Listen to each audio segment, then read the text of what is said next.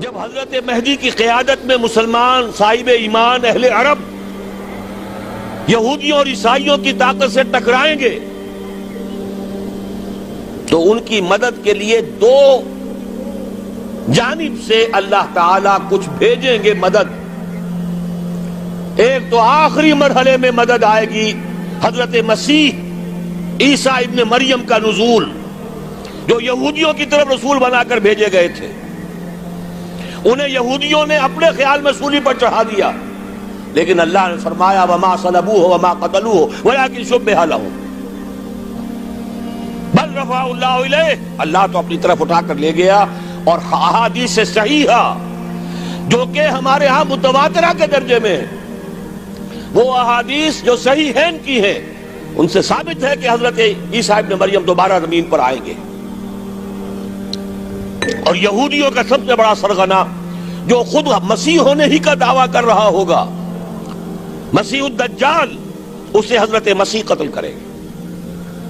لیکن ایک دوسری حدیث سے معلوم ہوتا ہے کہ مشرق سے فوجیں آئیں گی حضرت مہدی کی مدد کے لیے. یخرجون ناس من المشرق یؤدون للمہدی یعنی سلطانہ. مشرق کی طرف سے فوجیں آئیں گی کہ جو مہدی کی حکومت کو مستحکم کریں گی. خراسان کا لفظ آتا ہے ایک دوسری حدیث میں. خراسان سے سیاہ عالم چلیں گے، انہیں کوئی نہیں روک سکے گا یہاں تک کہ وہ یروشلم میں جا کر نصب ہو جائیں گے. اور حضور کے زمانے میں اچھی طرح سمجھ لیجئے، ہند کسے کہتے تھے حضور کے زمانے میں؟ پاکستان ہند میں شامل نہیں تھا. سندھ و ہند، سندھ ایک مکمل ملک تھا، ہند اس کے بعد شروع ہوتا تھا. یہ راجپوتانے کا اور تھر کا ڈیزرٹ جو ہے، اس سے آگے جو ہندوستان ہے وہ ہند تھا. یہ جو ہمارا پاکستان ہے یہ ہمیشہ ہند میں شامل نہیں رہا. حضور کے زمانے میں بالخصوص سندھ و ہند، دریائے سندھ چلا آ رہا ہے. یہ ساری ٹریبیوٹریز جو پنجاب کے اندر اس کی ہیں، یہ سب ایک علیحدہ ملک ہے جو اس زمانے میں سندھ کہلاتا تھا. اور نمبر 2 یاد کیجئے، اس زمانے میں خراسان ایک علاقہ تھا جس میں موجودہ افغانستان کا 2/3، تھوڑا سا حصہ ایران کا، اور جہاں تک میں تحقیق کر سکا ہوں آج تک پاکستان کا بھی علاقہ، خاص طور پر مالاکنڈ ڈویژن جو اس خراسان میں شامل ہے. خراسان سے سیاہ عالم چلیں گے جو جا کر یروشلم میں نصب ہوں گے. یہاں بھی ایک نقطہ نوٹ کر لیجئے، پہلے بھی یروشلم ہم سے چھینا تھا. کس نے چھینا تھا؟ عیسائیوں نے، کروسیڈرز. واپس کون لیا؟ کس نے لیا؟ عربوں میں دم نہیں تھا، عرب عیاشیوں کی وجہ سے کھوکھلے ہو چکے تھے. واپس لینے والا صلاح الدین ایوبی، کرد خون. اب دوبارہ یروشلم لیا جا چکا. چھینا کن سے گیا؟ عربوں سے. عرب واپس لے سکتے ہیں؟ کوئی اندیشہ اگر ہو سکتا تھا عراق کے بارے میں کہ شاید اس کے ایٹمک دانت نکل آئے، جو سازش کی گئی، جس طرح اس احمق اور پاگل صدام حسین کو دام میں پھنسایا گیا. صدام 100 جال، دام کہتے ہیں جال کو، صدام اس میں جو پھنسا ہے تو اگلا پچھلا کھایا پیا سب اگلوا لیا. اور ہے ہی کون؟ اس کے پاس ایٹمک ہتھیاروں کا ذخیرہ موجود ہے، اور کسی کے وہ ایٹمک دانت بھی نکلنے نہیں دے رہے. پاکستان کے اوپر کتنا دباؤ، اور ہمیں نہیں پتا کتنا کچھ دباؤ قبول کیا جا چکا. یہ تو سبھی مانتے ہیں.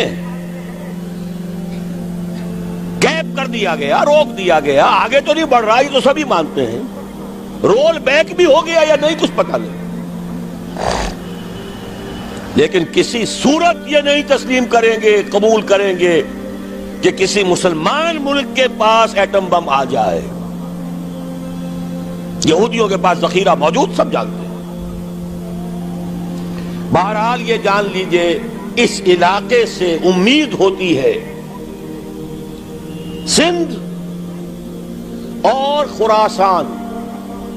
حالات بہت خراب ہیں ہمارے، اور حالات بہت خراب ہیں افغانستان کے بھی، لیکن حالات کے بدلتے اللہ تعالیٰ کی مشیت کے تحت دیر نہیں لگا کرتی. سیرت نبوی میں مجھے نظر آتا ہے سن 10 میں 10 نبوی ہجرت سے 3 سال پہلے 2.5 سال پہلے کہیں سے کوئی امید کی کرن نظر نہیں آتی تھی کہ عرب میں اسلامی حکومت قائم ہو جائے گی. 10 برس ہو چکے محمد الرسول اللہ کو دعوت دیتے ہوئے، اور ابھی تک بمشکل 125 آدمی ہے. اپنے بل پر اپنے طاقت پر مکے میں رہ بھی نہیں سکتے. کیسے ہو جائے گا؟ کہاں سے ہو جائے گا؟ میں آج پوچھتا ہوں، کوئی سر بتائے کہیں سے کوئی امید کی کرن اس وقت نظر آتی ہے؟ اس ماحول میں لے جائیے. اگلے 3 سال میں کیا ہو گیا؟ پہلے سال 6، اگلے سال 12، اس سے اگلے سال 72، اور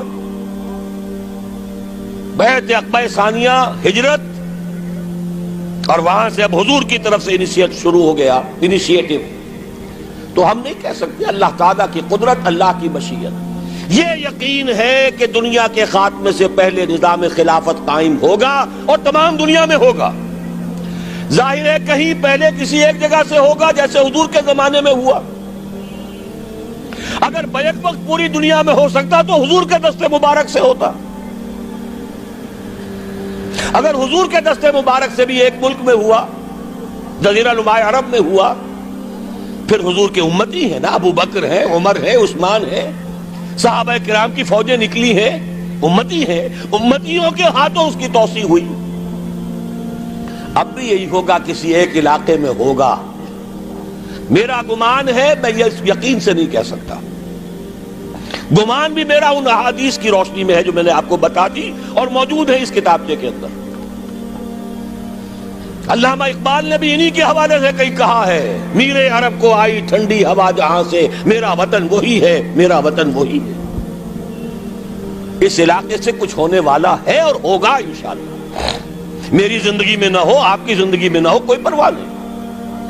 حضرت حمزہ تو شہید ہو گئے غزوہ احد میں. 5 سال کے بعد حضور مکے میں داخل ہوئے ہیں فاتح کی حیثیت سے. حضرت حمزہ کی نگاہوں نے